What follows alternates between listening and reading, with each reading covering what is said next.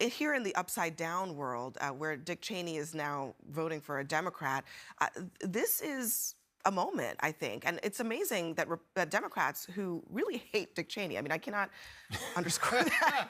I cannot underscore that anymore. I mean, they really do not like him at all, but they are welcoming this. Yeah, I think the Republican playbook says I'm supposed to be surprised, but I'm not. In fact, I think I'm actually surprised when I watch level-headed Republicans not come out and endorse Kamala Harris, knowing all the things we know about Donald Trump. I mean, look, I've lived this out since the hours of after the 2020 election debacle.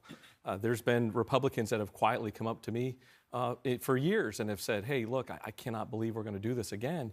And, you know, post-DNC speech, I mean, I'm giving high fives walking up the street to the studio here from folks that are recognizing and saying, hey, I'm a Republican too. Thanks for doing the right thing. I'm going to follow your lead. It's happening all over the country.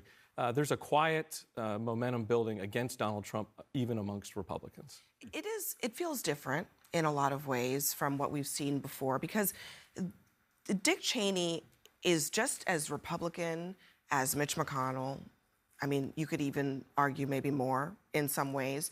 Dick Cheney is not some guy who's prone to fuzzy feelings about really anything.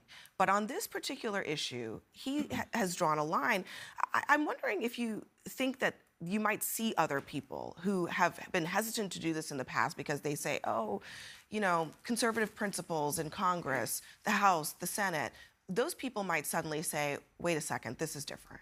Yeah, I don't think that it matters, because I think if you look at the polling since January, Donald Trump has held, what is it, 92% of the Republican vote. The most impact that the Dick Cheney, Liz Cheney are going to have, or at least these former Republicans who Geoff are going to have, are convincing other Republicans to sort of move away from President Trump. And you just don't see in that data, at this point of the election. You didn't see it 6 weeks ago. You didn't see it 6 months ago. And so I don't know that the opposition at this point matters. I think the voters have sort of baked in January 6th, and they've made a decision that the Biden administration, whether it's right or wrong, is so bad at inflation, at immigration, at the core issues that value to them, that they're willing to overlook January 6th. I mean, that's what the data shows. I think that's where we're headed, and you'll see more people come out, but I just don't think it's going to move the needle.